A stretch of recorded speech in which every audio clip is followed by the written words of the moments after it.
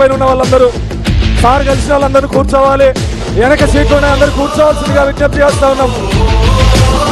కూర్చోవాల్సిందిగా అన్నా పార్టీ అధ్యక్షుడే క్రమశిక్షణతో ఉండాలా అన్నా.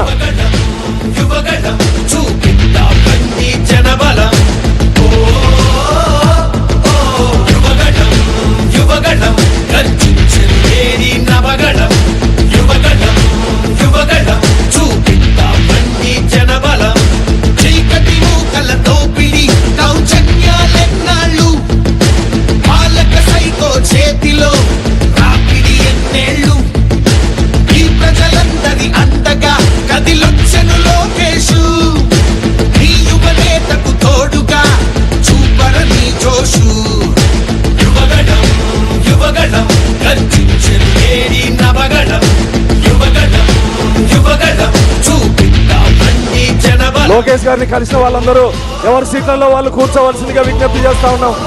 లోకేష్ అన్నని కలిసిన వాళ్ళందరూ ఎమ్మెల్యేలు, ఎంపీలు, మంత్రులు ఎవరి సీట్లలో వాళ్ళు ఆసీనులు కావాల్సిందిగా విజ్ఞప్తి చేస్తాం.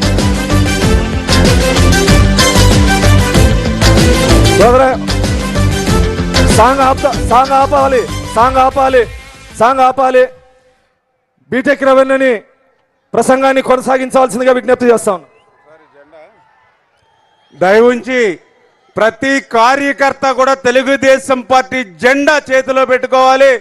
ప్రతి చైర్ దగ్గర కూడా జెండా పెట్టాం. దయవుంచి మన ముఖ్యమంత్రి గారు చంద్రబాబు నాయుడు గారు వచ్చినప్పుడు మన జెండాతో స్వాగతం పలకాలి.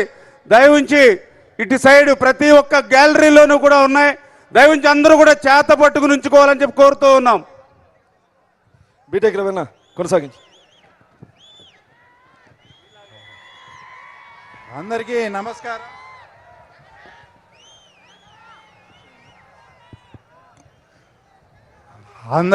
నమస్కారం. తర్వాత ముఖ్యంగా మన తెలుగుదేశం పార్టీ ఆవిర్భవించినప్పటి నుంచి కూడా ఎన్నడూ కూడా కడపలో మహానాడు జరగలేదు. ఈ అవకాశం ఇచ్చిన మన ప్రీతం ముఖ్యమంత్రికి కానీ జాతీయ ప్రధాన కార్యదర్శి నారా లోకేష్ గారికి కానీ ప్రత్యేక ధన్యవాదాలు, కృతజ్ఞతలు తెలుపుకుంటూ, అలాగే వైఎస్ఆర్ జిల్లాగా ఉన్న ఈ ప్రాంతాన్ని వైఎస్ఆర్ కడప జిల్లాగా కూడా ఈ మధ్యనే జీవో ఇచ్చినందుకు కూడా వాళ్ళకు కూడా ప్రత్యేక ధన్యవాదాలు తెలుపుకుంటూ, ఈ మధ్య కొన్ని పేపర్లలో మీడియాల్లో చూడడం జరిగింది. అంటే ఇక్కడ జగన్ ఇలాకాలో జగన్ అడ్డాలో మహానాడు జరుగుతూ ఉందని. 2024కు ముందు ఏమన్నా ఇది జగన్ అడ్డా జగన్ ఇలాకానేమో.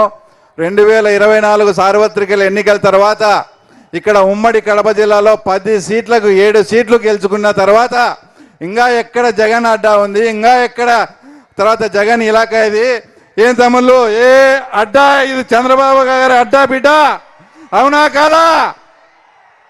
తర్వాత ఎవరు ఛానల్స్లో ఇది జగన్ ఇలాకా అడ్డా అని ఇంకా ఇక్కడ నుంచి ప్రస్తావించకూడదని కూడా వాళ్ళందరికీ కూడా కోరుకుంటూ, ఇదే ప్రాంతం నుంచి ఇద్దరు ముఖ్యమంత్రులైనా కూడా రాయలసీమకు కానీ ఏదన్నా ఒక ఇరిగేషన్ ప్రాజెక్టు కూడా తెచ్చిన పాపాన పోలేదు.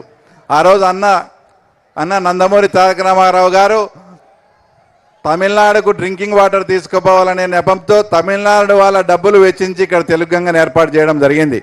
తర్వాత గాలేరు నగర్ కానీ హెచ్ఎన్ఎస్ఎస్ కానీ ఇవన్నీ కూడా ఒక అద్భుతమైన ప్రాజెక్టులు మన నందమూరి తారక రామారావు గారు ఇక్కడ తలపెడితే 2014 నుంచి 19 లోపు ఈ ప్రాజెక్టులో ఎక్కడెక్కడ లొసుగులు ఉన్నాయి, ఎక్కడెక్కడ టన్నెల్స్ ఉన్నాయి, అవన్నీ కూడా కంప్లీట్ చేయాల్సిన బాధ్యత మన ప్రీతం ముఖ్యమంత్రి గారు తీసుకొని ఇప్పటికి మాకు ఆయన చెప్పినట్లు పులివెందులకు కూడా కుప్పం కన్నా ముందు పులివెందులకు నీళ్ళు ఇస్తానని ఆ మాట నిలబెట్టుకున్న ఘనత మన తెలుగుదేశం పార్టీది, నారా చంద్రబాబు నాయుడు గారిది.